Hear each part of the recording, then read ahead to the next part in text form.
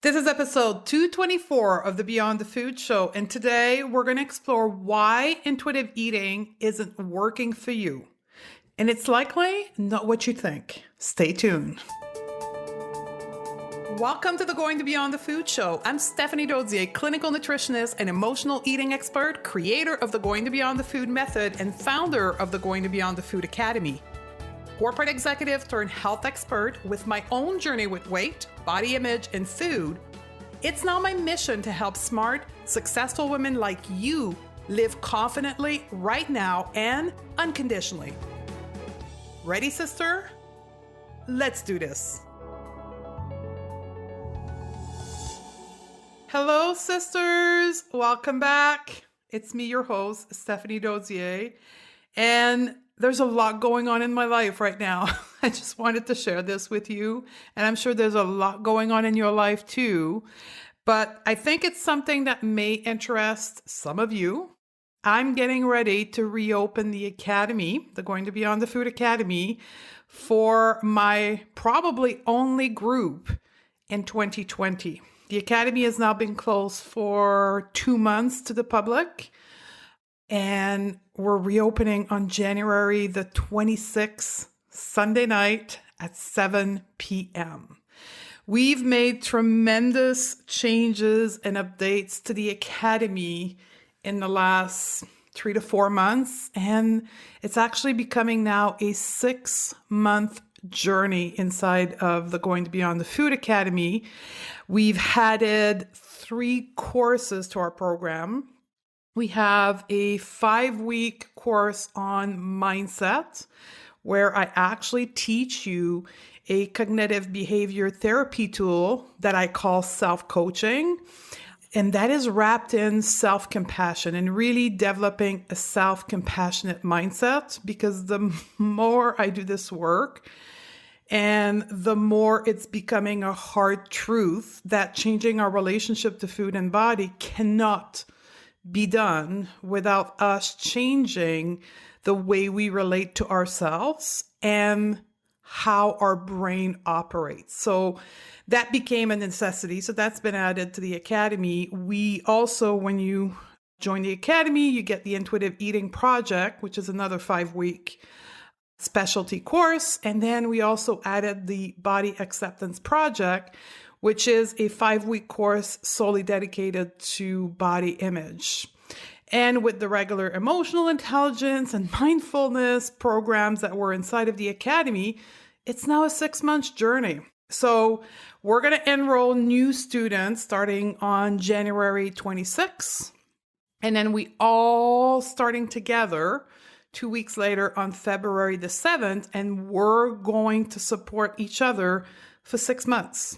We have a private Facebook group. We have coaching calls. So we're all going to be together for 6 months. I'm very, very excited about this because the power of this program lies into the fact that we are addressing all aspects of the journey, not just the food, not just body image, everything that makes you a human, like every bodies, as we call it in the Academy, is being addressed.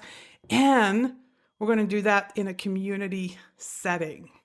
So here's what's going to happen if you are a community member. By that, I mean, if you've purchased a program from us before, got one of our freebie, and you receive email from us on the regular, you're part of our community. So on Sunday, January the 26th at 7 p.m., you're going to get an email from us with the pre-registration link.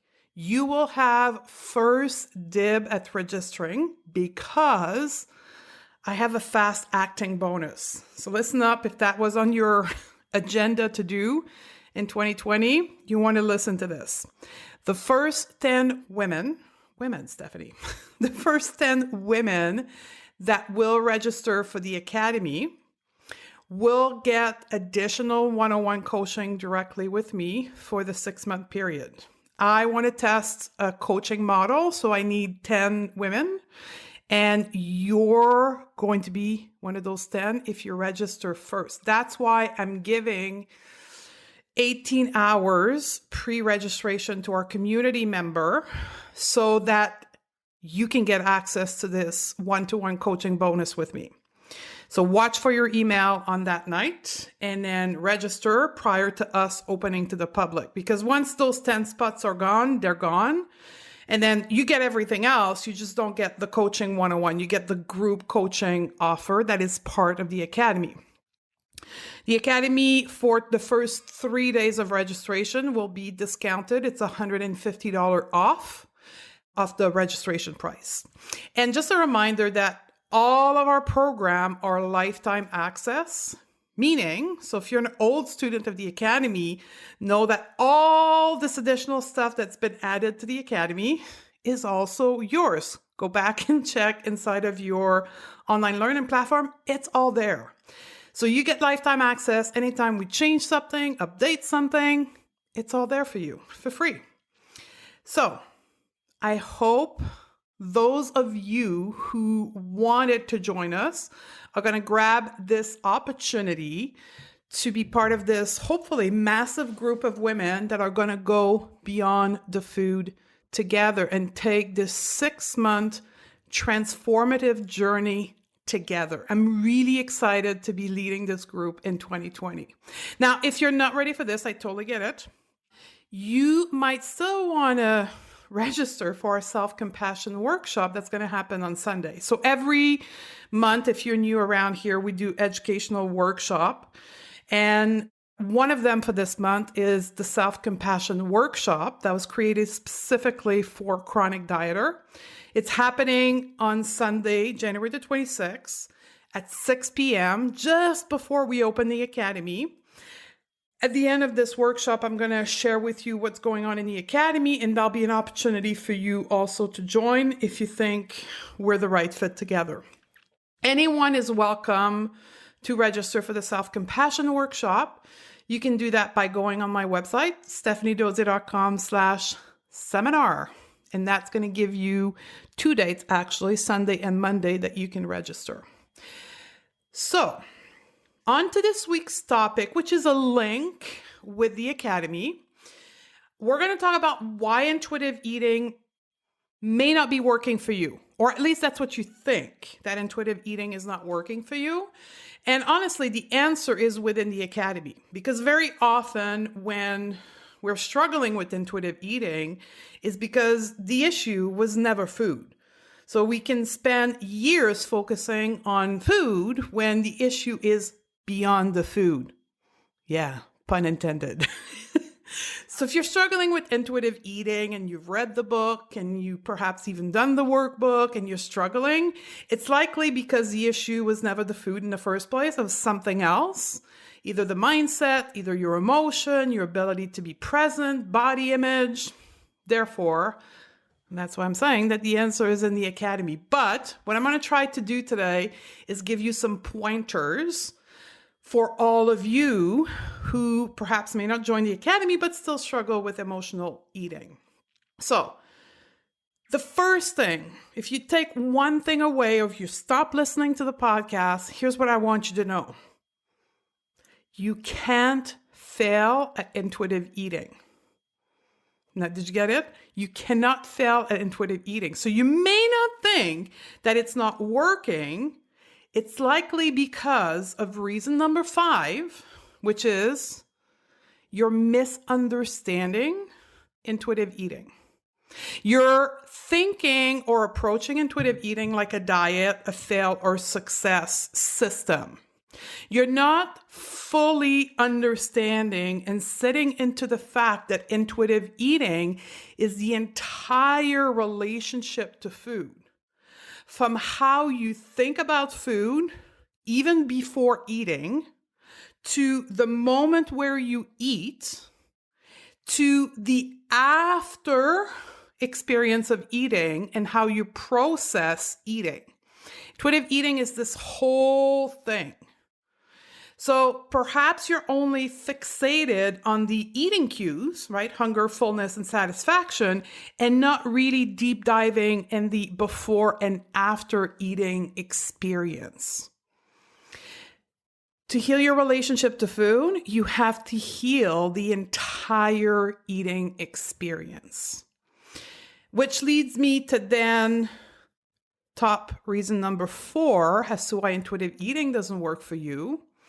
It's because you're not fully committed. You are holding on some fear or some hesitation as to looking beyond the eating experience, right? When we take someone through the intuitive eating process, one of the things that comes out really quickly is the fact that we need to dig deep. And many times when that digging deep becomes obvious, that's when people back out. They're like, ooh, don't want to look there. I don't want to look at this part of my life. I've been buried in it. I don't want to. It's like tucked away in a corner of my body, and I don't want to go there. So that then takes me to reason number 3. We are engaging in intuitive eating like a diet.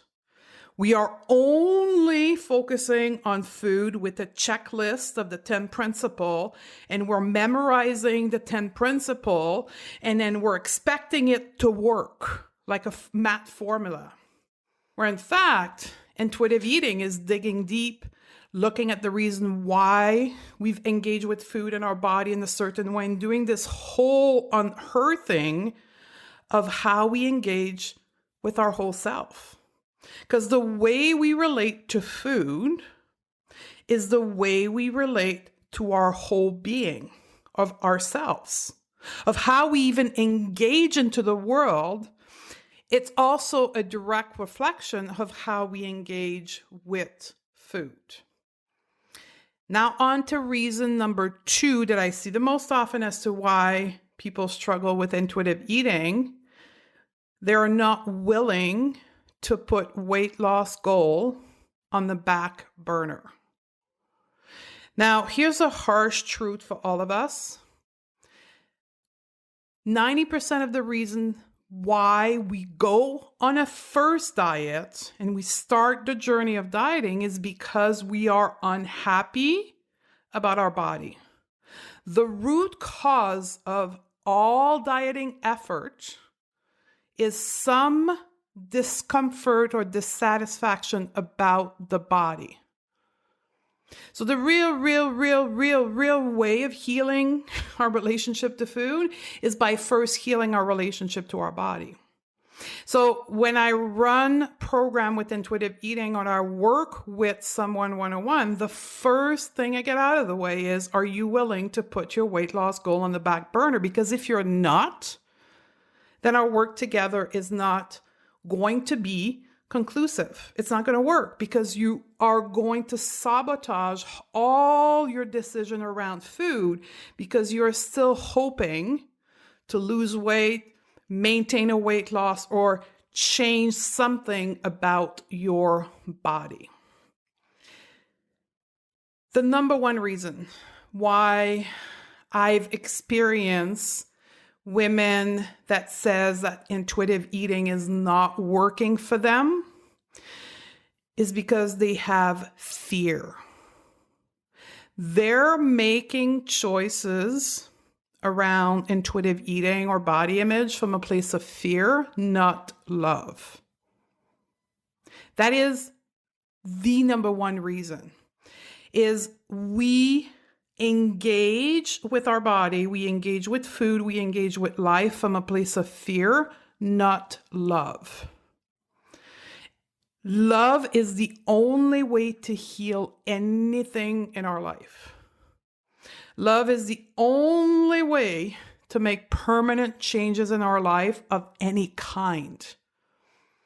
So when we make decision to go, for an example, on learn intuitive eating from a place of fear, because we think, I've tried every diet in this world. Clearly diet doesn't work, but I need to lose weight. So let me try intuitive eating, still being afraid of not losing weight or maintaining a weight loss from that place of fear around body image. Then again, it leads you to sabotage your journey of intuitive eating. So make choices from a place of love. Now, in your journey of learning intuitive eating, here's 4 pillars that need to be present in your journey in order for intuitive eating to, quote, work for you. You must accept and see that your body has a wisdom in itself.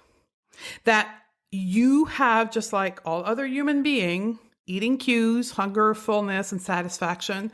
And those cues aren't broken. There's nothing broken about you or about your eating cue.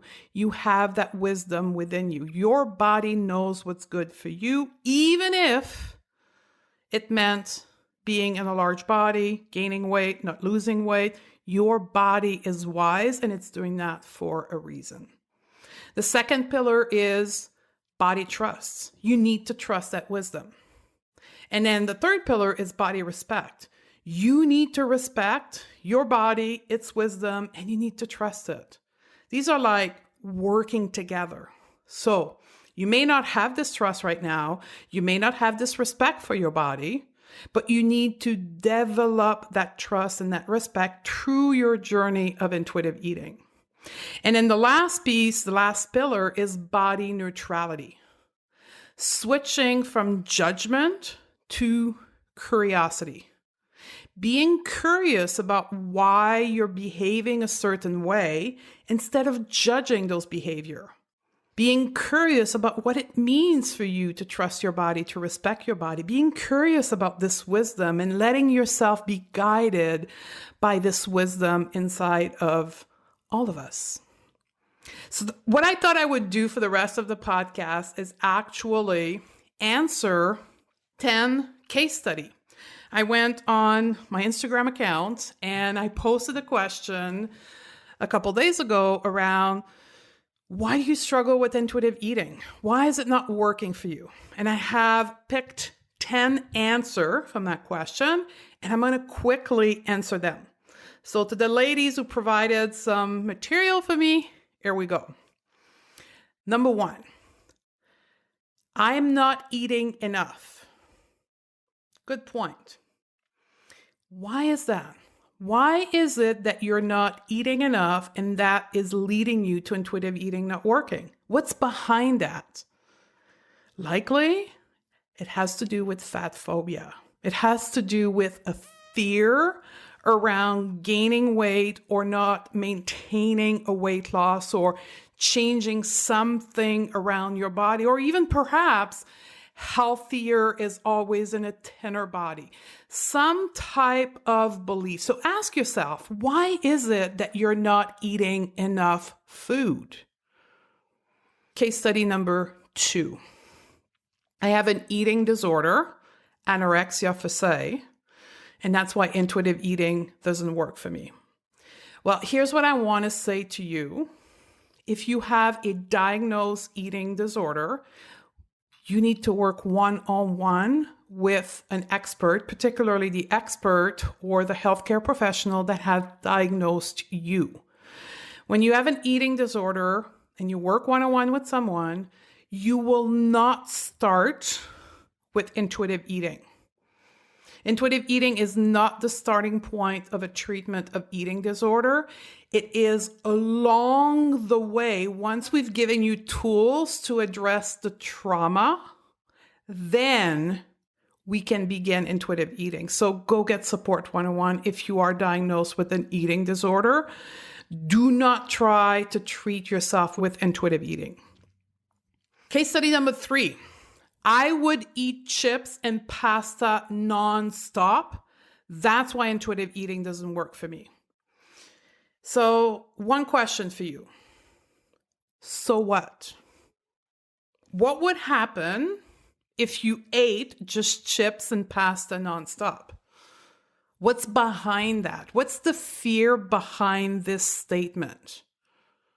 Likely, it has something to do with weight again. But I'll gain weight, but I'll have a gluten attack, but I'll have diabetes. I'll catch diabetes. I get that a lot. Like I'll catch diabetes because my blood sugar will go up. Can you see that all of that is fear? You are afraid of what's sitting behind chips and pasta. So here's a quick tip for all of you, something that we teach within the self-coaching model, which is to start asking yourself powerful questions. Don't let yourself be stuck in that state of fear, but ask yourself bigger questions. So my favorite one is, so what? So what would happen if blah, blah, blah, blah, blah, blah? Try to understand yourself. What's going on in your head? Here's another example of powerful question. What are you making that mean? So for an example, when people say I'm afraid of gaining weight, my comeback is, so what are you making that mean about yourself? And then you have to reflect on that, journal, and start outlining all your core beliefs. What are you thinking about this thing, this X situation, right? So for an example, what are you thinking about being fat? What are your thoughts around that? What's going on in the background in your mind that creates that fear of gaining weight? When people say, well, I feel like a failure, I'll say, so why do you feel this way? What has happened for you to feel this way? What action do you take when you feel that way? Do you create your own self-sabotage environment? These are powerful questions to ask yourself. Now, one of the fundamental of intuitive eating for all of you who are afraid of eating all the chips and the pasta is the pendulum effect. When we give ourselves unconditional permission to eat, our eating will swing. Like we've been holding back and restricting. And then when we finally release the rules, we're going to go and overeat. That's for sure. We're going to eat all the things that were forbidden. That's a basic human reaction. But the pendulum will stop swinging with the unconditional permission to eat, right? And you starting to eat all the pastas and the chips. At some point, you're going to get sick of all the pasta and the chips. And then the pendulum's going to start swinging less and less and less until it actually settles in the middle into the space of intuitive eating and mindful eating. So what you are afraid of must happen.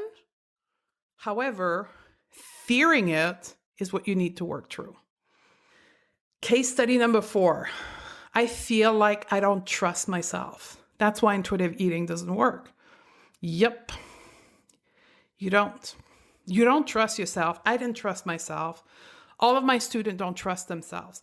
That is the tenet of diet culture. The reason why diet culture is so prevalent and it's so strong, it's because it robs us of our autonomy, of our ability to trust ourselves. And it makes us dependent on those diet gurus, those wellness gurus. The assertion of our own autonomy as human is essential. I just taught that in our workshop, Women, Food, and Power, which, by the way, I'm going to repeat likely in February again. But as human, we have 3 psychological needs to achieve, quote, happiness. It is autonomy, competence, and relatedness.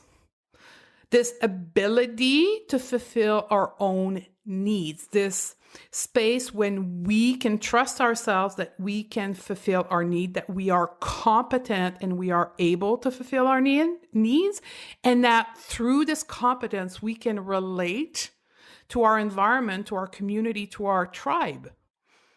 Dieting takes all of that away. Dieting says, you don't know how to eat, you're fat, you can be part of the cool kids in the community because of the size of your body. So we're going to take all your autonomy around food away and we're going to control it all for you.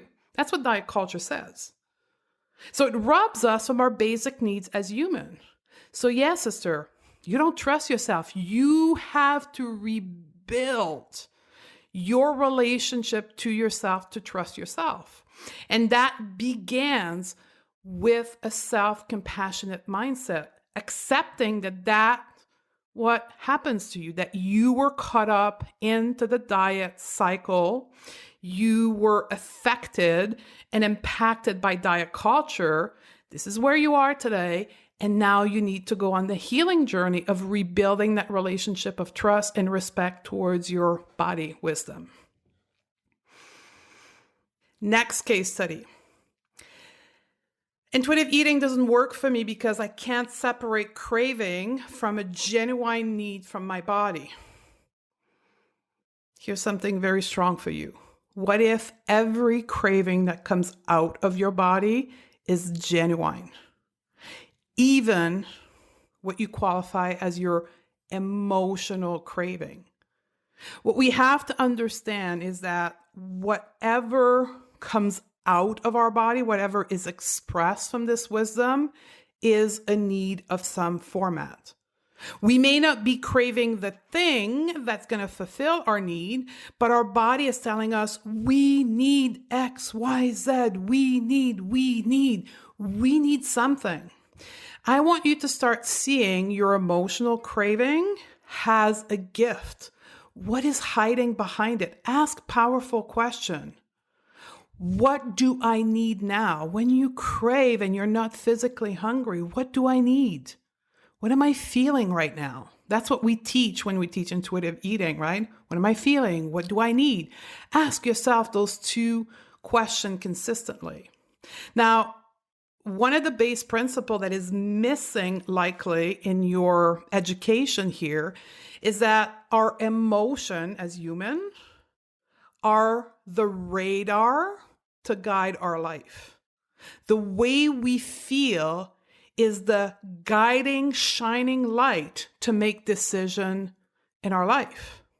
When we feel good internally, we want more. We should want more of this thing that makes us feel good.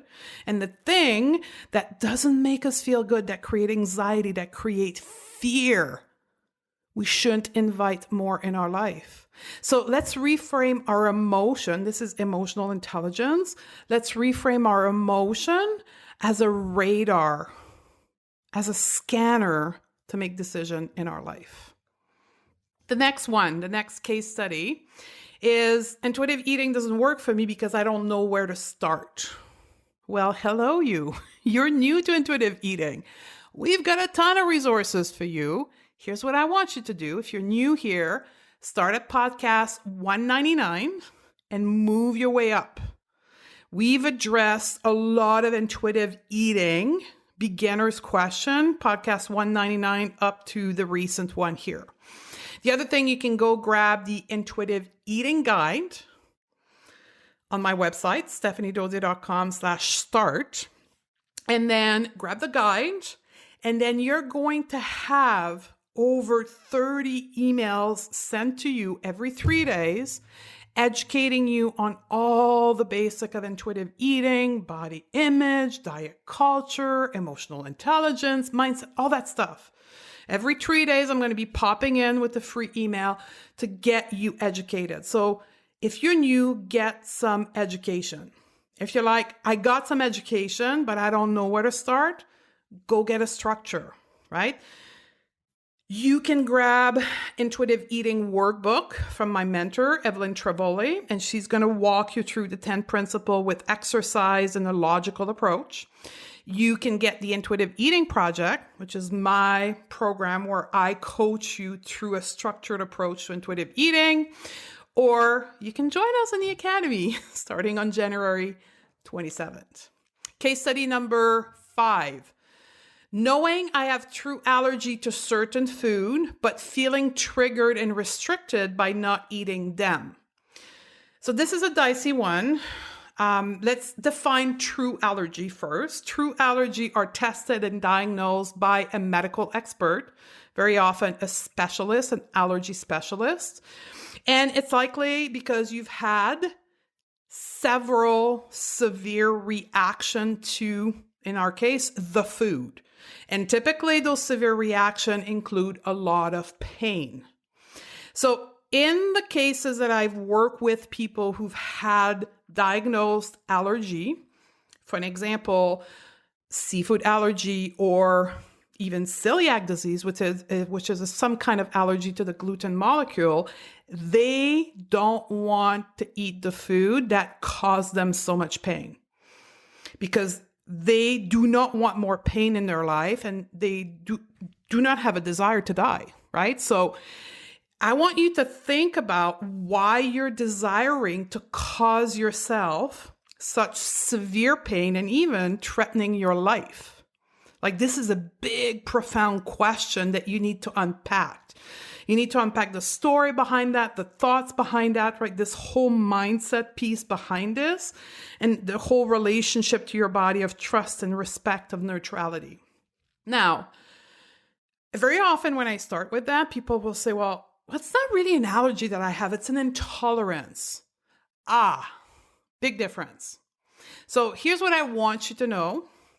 Food intolerance currently do not have a recognized mechanism of diagnosis because intolerance vary greatly from moment to moment, to emotional state, to physical state, and they change throughout your life. So what you are intolerant to today may not even be the same thing tomorrow or in a month from now. So at this point in time, there's no valid mechanism of diagnose food intolerance because of that.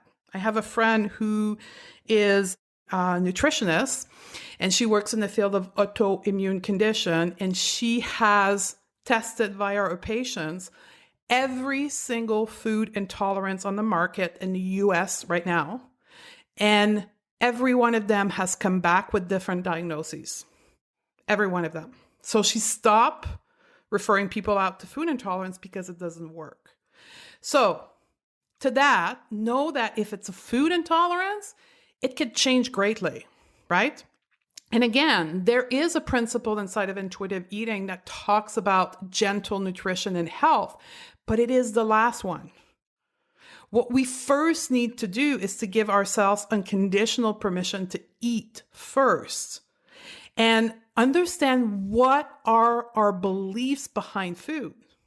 So in the case of intolerance or allergy, and you know you're not going to feel good after, ask yourself, why is it that I want to cause myself pain? Start with that question. The next case study, overeating things that aren't filling, parenthesis, nutritious, because I'm still at a place of binging, and that's why intuitive eating doesn't work for me. There's a lot in that question. Here's where I go first as an expert in this field, the parenthesis, nutritious. So for you and many women, there is still deep core beliefs about good and bad food. If that's you, go back to podcast 199. And know that is a learned skill, a learned behavior, a learned side effect of dieting, of labeling food as good or bad, which leads you to believe that you should make, quote, nutritious choices by eating these food. And that space of binging is only caused by the restriction you put in the first place on the, quote, bad food. So here's what I would invite you to do. Approach the binging, quote, in a space of curiosity. Why am I binging on, quote, these foods? Why do I believe that I need to eat nutritious food over other food? Remove completely the judgment and approach that with curiosity, with self-compassion, and try to understand what goes on in your mind. And that will be the solution for you. And expect the pendulum, as I explained earlier. The next one. What to eat? Interrogation mark. I was raised on a microwave food diet. So only eat with cues is impossible for me because I don't know what to eat. And that's why intuitive eating doesn't work for me. So let me ask you this. Did you go to the grocery store, stood in the grocery store, in the first department where you enter, which is typically, I don't know, fruit and vegetables and dairy, and ask yourself, what do I want to eat? What do I want to try? Right? Another thing that I highly recommend to people is 80-20. 80% of the food when you begin your intuitive eating journey is perhaps recipes you've had in the past, and 20% is new stuff. Go out to the grocery store and buy one fruit, one vegetables, one dairy product you've never tried before, put it in your cart, purchase it, go on Mr. Google, try to find a way of cook it, prepare it, and then have it in the intuitive eating format of eating, which is very mindfully. Ask yourself, do I like it? Does it make me feel pleasurable? Does it make me feel satisfied? Am I full? Do I enjoy it? And then either keep it on your repertoire or discard it. Do the same thing with the recipes. If you have a family and you're feeding people, put 80% of your recipe on repeat, and every week bring in a new recipe, a brand new one. Now, this is where the whole discussion about cookbook comes in, and this is a real challenge to find cookbook that are not diet culture embedded or wellness diet embedded. I get it. So here's 2 cookbook that I tend to recommend.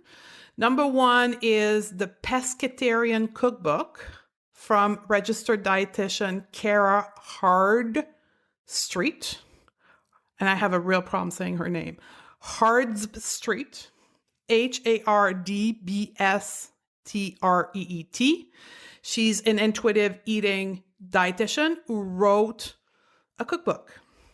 The other one is a cookbook called Enjoying Food Peace, Intuitive Eating Cookbook. It's on Amazon. It's only a digital version. So this is a call out to all of you foodies out there and perhaps even food blogger. There is a need for intuitive eating cookbook. But in the meantime, go literally stand in the middle of the grocery store and ask yourself, what is it do I want to eat? 80% buy the things that you know you like, and 20% introduce something new in each food category and see what happens. The next one, being able to figure out what I want to eat.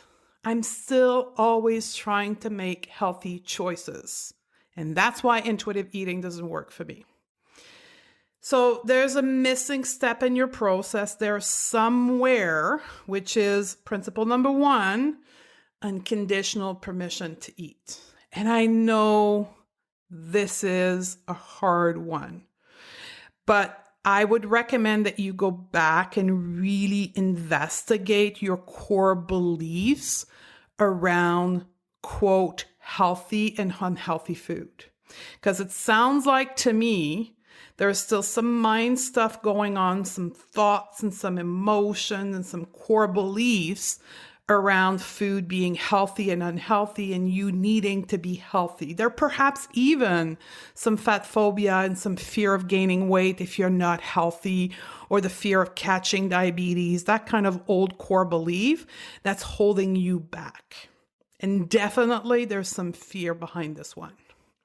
Second to last one, seeing diet info and before and after picture on my Instagram feed. Girl, I get it. And we are in January right now. I did this poll in January. So this is the heaviest month of diet culture, and it's going to shake you to your core if you're still hesitant. So for all of you that are still like hanging over the fence, if you are not empowering yourself to clean up your social media feed, chances are you're going to get sucked back into diet culture. The marketing machine behind diet culture, ladies, is unbelievably powerful. So do me a favor, sister. Empower the heck out of yourself and unfollow. Even if it is on Facebook, and if it is family member, you don't need to unfriend them. You need to unfollow them. They will not know that you've unfollowed them. This is only you. They will still appear to be your friend. They will be able to see your content or your post, but you will not see theirs. See what I'm saying? Like, that's a huge trick. But what's sitting behind that at the core here is an empowerment belief. There is this belief that you are not empowered to make the right choices for you and to just say no. Very interestingly, I did a poll on my Instagram story a week ago, and I asked the women on my feed, when I make content around feminism, how do you like it? And 40% of the women on my feed said that they were afraid of me and my content around feminism. They were afraid of feminism. So in feminism, all it is the empowerment of women and female to stand for what is right for us. So there's some core beliefs, again, around that for you, but definitely know that you are empowered to make the decision and to follow who you want and who you want on your feed. But really reflect about what it means to be an empowered female or woman for you. And then the last one, I get this at least 2 to 3 times a week. So I'm going to do it for all of you here one more time. The reason why intuitive eating doesn't work for me is because of my sugar addiction, and I cannot get over it. So it's never going to work for me. So we go. Ready for this? There's no such thing as sugar addiction. Okay? Let's go to the research. The research around sugar addiction has only been done on the rat model. It's never been experienced on human. That's the first thing. Second thing, when the researcher exposed the rat to sugary water, in that case, they only found the addiction behavior when the sugary substance was restricted and then re-exposed. Restricted, re-exposed, restricted, re-exposed. Then the rat displayed addictive behavior. So what does that mean? That means that when you restrict sugar or you hold belief around sugar being bad, you are restricting sugar in your head, or even physically, you will display addictive behavior. And we know that not only with sugar, but with all the food. You have to give yourself unconditional permission to eat. Otherwise, you will have the restrict, binge cycle all the time. So it's not because of sugar. It's because of your attitude towards the substance, in this case, sugar, or it could be chips, it could be chocolate. So there's a lot of core beliefs around this. There's a lot of mindset work that needs to be done around this. There's perhaps even a lot of research to prove to yourself as to why sugar is not addictive. There's a great piece of content on my website. If you go to my website and in the search box where there's the little lens there, you put in sugar addiction, you will find an actual video that I did with a quote sugar addiction specialist who did a complete assessment on me. And I did it on camera with her and all of you who were watching at the time. So it's all film. A ton of questions we went through. And then guess what? The Going to Beyond the Food method proved there was no addiction in me to sugar. There was behavior in my past that demonstrated an addictive behavior to sugar, but with the work that I've done, the Going to Beyond the Food method, I am now sitting in this place where there's absolutely no trace left of quote addiction to sugar in me. And she will say, when you watch the video, she's never seen that before. For sure, she's never studied intuitive eater, so she's never seen that before, but the proof is in the pudding. When you release the rules around food, the addictive behavior goes away. So there you go, ladies. This is my advice to you, combined with real life situation as to why you may be struggling. If you have more, please reach out to me on social media or email us. I would love to help you further. In the meantime, either consider to join us in the Academy starting on January the 26th, or if you're not ready for this, at least come to the Self-Compassion Workshop, which you can register using the link in the show note. And as always, if this show helped you, please leave us a review. It does a tremendous amount of support to the podcast and help us rank higher, which, by the way, now we're consistently, because of all of you, in the top 20 of the nutrition podcasts. I have a great show coming up next. It's a show on trauma with my teacher on trauma. Her name is Irene Lyon. And we're going to talk about something brand new in the field of trauma, which is post-dieting trauma. Curious? Stay tuned for the next podcast. In the meantime, I love you, and I look forward to hang out with you on the next episode.